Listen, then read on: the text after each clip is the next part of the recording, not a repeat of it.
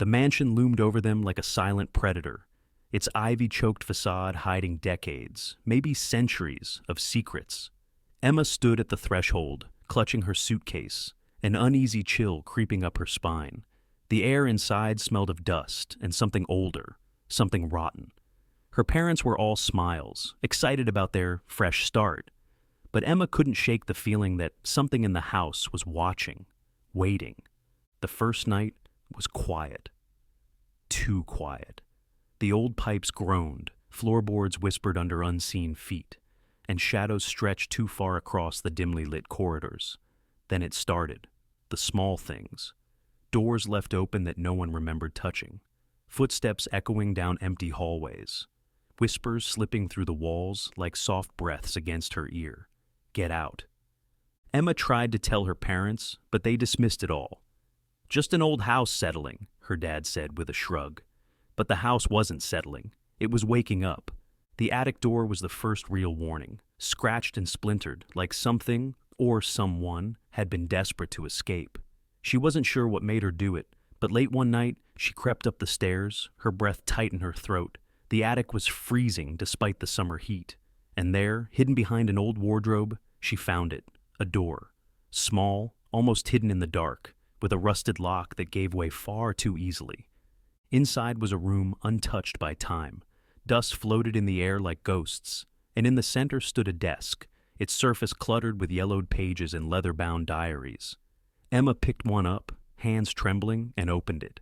The name scrawled inside sent ice through her veins. Margaret Whitmore, her great-great-grandmother. Emma's eyes darted across the pages, her heart hammering.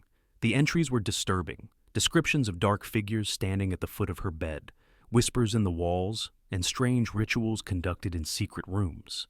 Margaret's words grew frantic, each entry ending with the same warning. You can never leave. The air in the room shifted, and Emma's breath caught in her throat. A creak behind her. She spun around, but the doorway was empty. Just the dark, yawning, and endless. She wasn't alone. Something was in there with her. She stumbled back, clutching the diary to her chest, and fled. But as she sprinted down the attic stairs, she heard it. Soft, shuffling footsteps following her, the weight of unseen eyes pressing down on her shoulders. She slammed the door shut and bolted it tight. Emma tried to pretend it was nothing, but the house had other ideas. Each night, the shadows in her room crept closer. The whispers grew louder, and then the scratching started. Always at her bedroom door, always in the dead of night. The house wasn't just haunted, it was alive, and it wanted her to stay. Forever. The house was no longer hiding. It wanted them to know it was there. Nights became suffocating. Emma would lie awake, staring at the ceiling, listening to the slow, deliberate footsteps pacing just outside her door. Sometimes they would stop, right at the threshold, and she swore she could hear breathing, ragged, wet, like something ancient gasping for air. Then came the whispers, low, hissing voices that slithered through the walls, crawling into her ears, whispering her name over and over. Emma, Emma, Emma. They followed her everywhere, down the hallways, in the bathroom mirror, even in her dreams.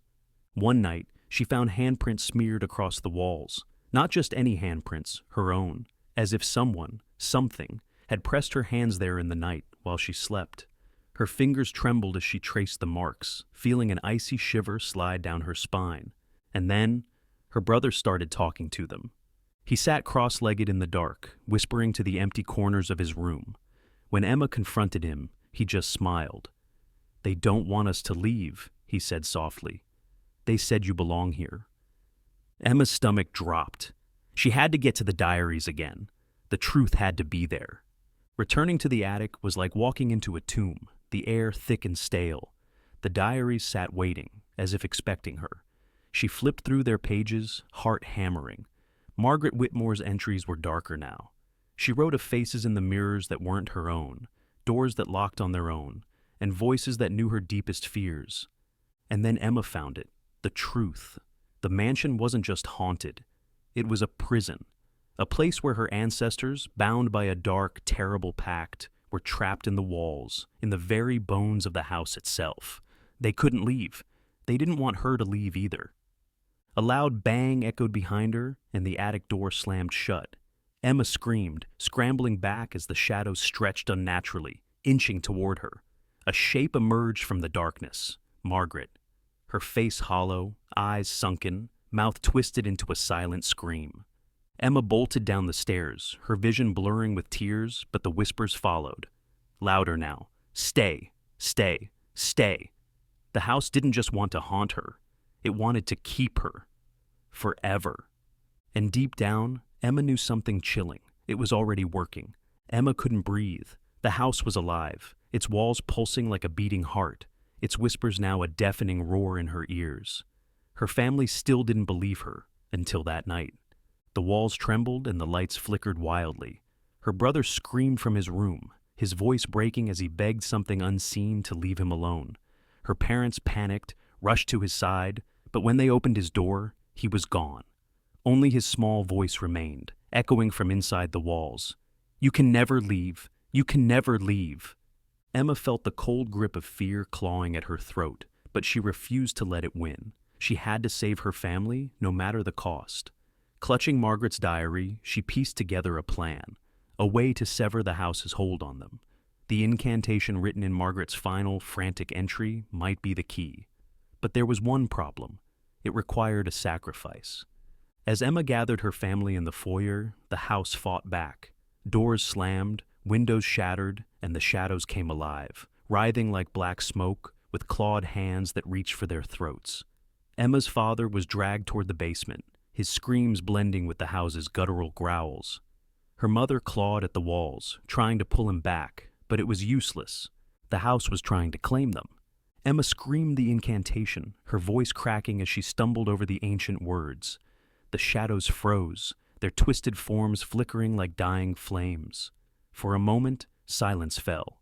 Then the house shrieked, a sound so loud it rattled her teeth and sent her crashing to her knees. The walls buckled, the floor quaked, and the air grew impossibly cold. The shadows turned their focus on Emma, their claws slicing through the air as they lunged for her. But she didn't stop. Tears streaming down her face, she shouted the final words of the incantation. A deafening roar ripped through the house as the shadows recoiled, their forms evaporating into black mist. The whispers stopped. The house fell silent. Her parents collapsed to the floor, clutching her brother, who now sat trembling but alive. Emma staggered to her feet, her chest heaving, relief washing over her, but it didn't last. A cold hand gripped her shoulder. She turned, and there was Margaret, her face more human now, but no less terrifying. Margaret leaned in close, her voice low and filled with sorrow. You broke the bond, but someone must stay. Before Emma could react, the house's walls closed in.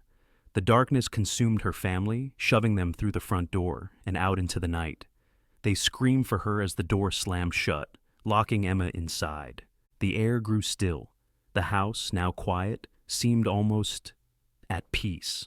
Emma stood in the center of the foyer, her breath trembling, her tears falling freely. She had saved them, but she had become the house's prisoner.